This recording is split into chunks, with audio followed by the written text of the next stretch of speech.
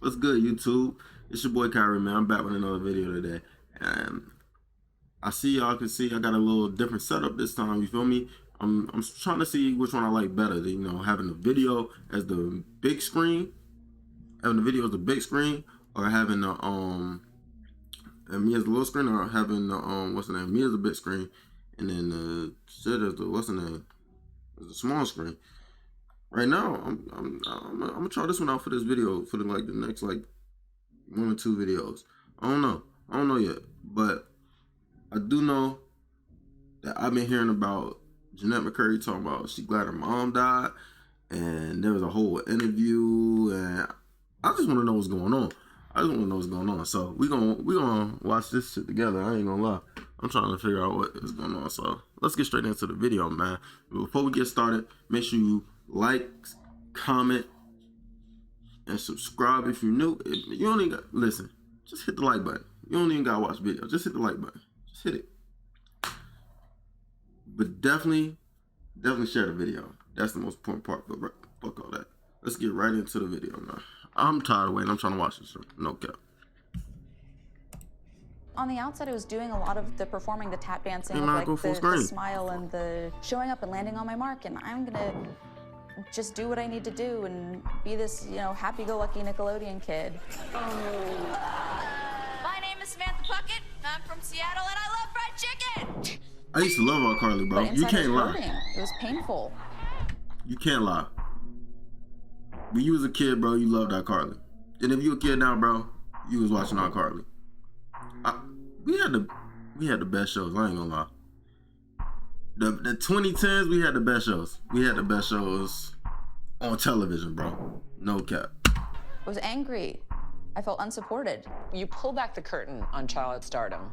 It is not a pretty picture. Not as I see it, no. At just 15, Jennette McCurdy was one of the most recognizable child stars on television, playing She Sam was. Puckett in Nickelodeon's hit show iCarly. Where'd my straw go? Here. To her millions of fans, she was known as the funny BFF. But she says behind that bubbly on-screen persona, nothing about her real life was funny. For you, what were the pitfalls of child fame? You're playing an adult's game. You're in an adult's world, and you don't recognize that. You're incapable of being on that level, but you are confused and you think that you are. And I think it really leads to stunted personal development. Her personal struggles eventually prompting her to abandon acting altogether. You say quite frankly that this was never your dream. Stardom was never your dream. Whose dream was it? My mom's. I think she wanted me to have a better life than she had, but I also think her approach was very unhealthy and informed by her own lack of self-work. And she lived vicariously through me. Jennette She said it best. She said it best right there. I hate when parents try to live through their kids, bro. It's like, they feel like so much pressure, you feel me? Like, have their kid do all the things that they never did. Like, it's crazy. You wasn't successful, so you gonna make sure I'm successful and do everything that you didn't do. And you gonna push me harder than you push yourself because you're not happy with how you did. It's sad for real, bro. It's sad. Jennette had her first audition at age 6, encouraged by her late mom, Deborah. Their mother-daughter bond, deeply disordered and chaotic. She says her family struggled financially. Over time, like so many other child stars, her acting paid the bills. It felt like a lot of pressure. And then I think my mom saw my career as a way out of that life, of that way of living, of that constant grind. How chaotic was that childhood home? You describe it with one line that stuck with me, that the air in the house felt like a held breath. It was really complicated. My mom also had cancer when I was 2 years old. That was the first time she was diagnosed. So not only was it chaotic because of the abuse that was happening, and my mom's violent and erratic, unstable behavior, but also because we all lived in fear of her cancer coming back. That volatile relationship is at the center of Jennette's dark and deeply personal memoir, I'm Glad My Mom Died. What made you pick that?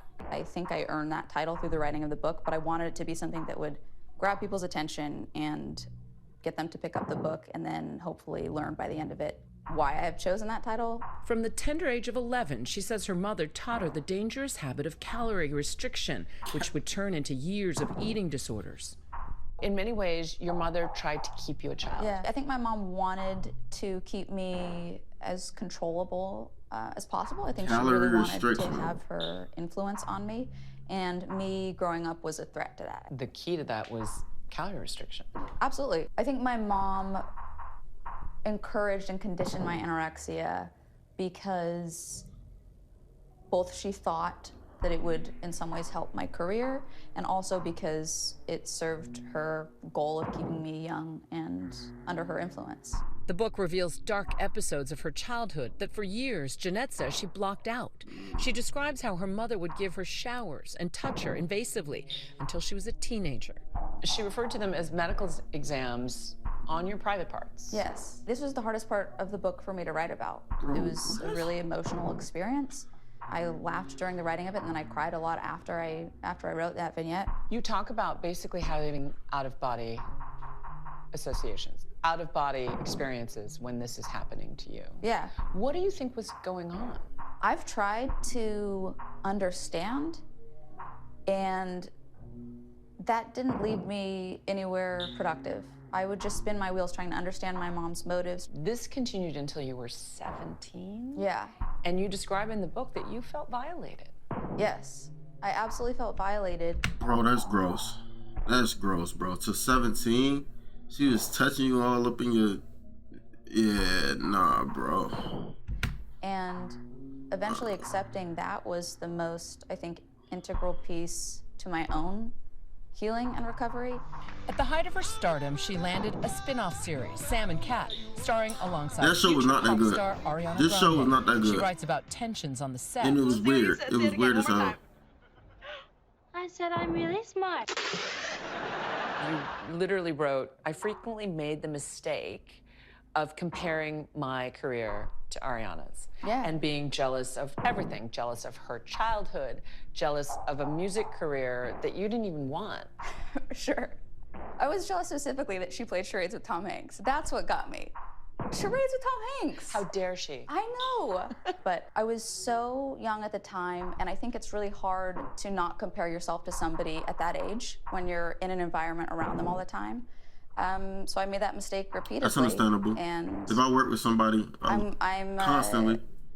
I'm glad to be at a place now where I wouldn't trade positions with somebody. As the show was airing, her mother died of cancer. Jennette says her life was spinning out of control, anorexia morphing into bulimia and alcohol abuse. I was never aiming for bulimia. I was attempting to have anorexia, but I couldn't keep it up without my mom. So then that would lead to, I'd starve myself for so long, and then I'd binge, and then I'd purge because I hated the feeling of fullness, hated it. It would take Jennette years to seek proper help and start therapy to begin grappling with her trauma. I couldn't initially accept the idea that my mother was abusive toward me because my whole way of life, my whole way of going through the world was, I was operating through this lens of my mom wants what's best for me. Even after she died, I'm nothing without my mom. I can't do anything without my mom. I'm incapable. I'm incompetent. What would mom want? What would mom think? What does mom need? That's that accepting that she was abusive would brainwashing. have meant reframing my entire life, and that felt impossible. I couldn't go near that for a long time. Jennette says that building a new life without her Bro, she mom dead ass began got with a brainwashed. stunning decision to leave Like, acting what? behind. Why quit acting? It was important for my recovery at the time. It represented my mom living vicariously through me. It represented something that my mom wanted that I didn't want. So it was important for me to step away in a very definitive way and really just focus completely on healing myself. Reflecting back on her career, Jennette's critical of the Hollywood machine and the world she was exposed to at such a young age. In her book, she writes that after Sam and Cat was canceled, Nickelodeon offered her a $300,000 thank you gift if she agreed to never speak publicly about her experience at the network, specifically with a man she refers to as the creator, who on one occasion, she says, encouraged her to drink while she was still underage and gave her a shoulder massage. Whoa. In response, Nickelodeon telling Whoa. ABC News, "We have no reportable response other than a no comment at this time." That, Just nah. said, no, it's not happening. That sounds like hush money to me. I'm not doing it, not taking it. That is hush And then money. I do remember leaning against, I think I talk about this in the book, but I lean against my bed and I'm like, well, shoot, that could have put my nieces through college. Like, that was some good money. But I am ultimately proud of my decision there, wherever it came from. Even if it was informed by self-righteousness, I think that, I did something that was really hard to do. Oh my God, it makes me emotional. I'm proud of myself. She did a good job not taking a hush Why? money, I'm not gonna Why lie. proud of yourself? I think I've chosen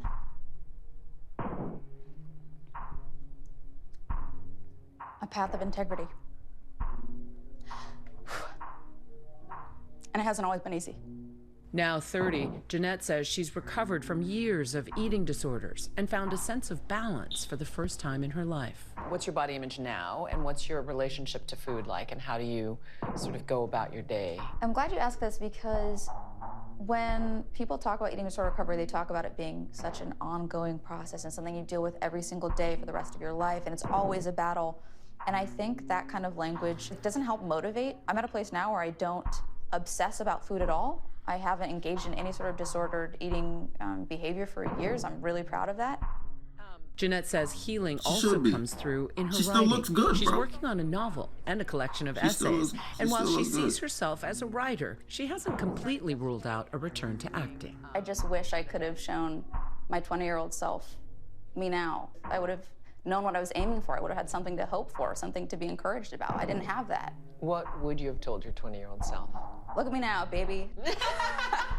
You're gonna be fine, kid. I probably would have said. That's such a Hi, everyone. that's such a Sam thing to say, bro. Like, you really think about it. Look at me now, baby. Look at me now, baby. That's such a Sam thing to say. But that was a good video, man. Make sure you like, comment, subscribe if you're new. Oh, and comment down below what you want to see next. And I'm pretty sure that's it. I don't know how I feel about her going around with the book title, but I do kind of get where she was coming from now. Cause that was like legit brainwashing her mom was doing. Like, she was brainwashing her, like, gotta be skinny, you gotta show up on time. She was checking her body parts, bro, like her privates. Like, at 17, like, what? And then when she passed away, bro, she didn't even know how to live by herself, bro. She didn't know how to eat on her own. Like, that's messed up. Not knowing how to eat on your own, bro, is crazy. But anyway, I'm out, man. Peace.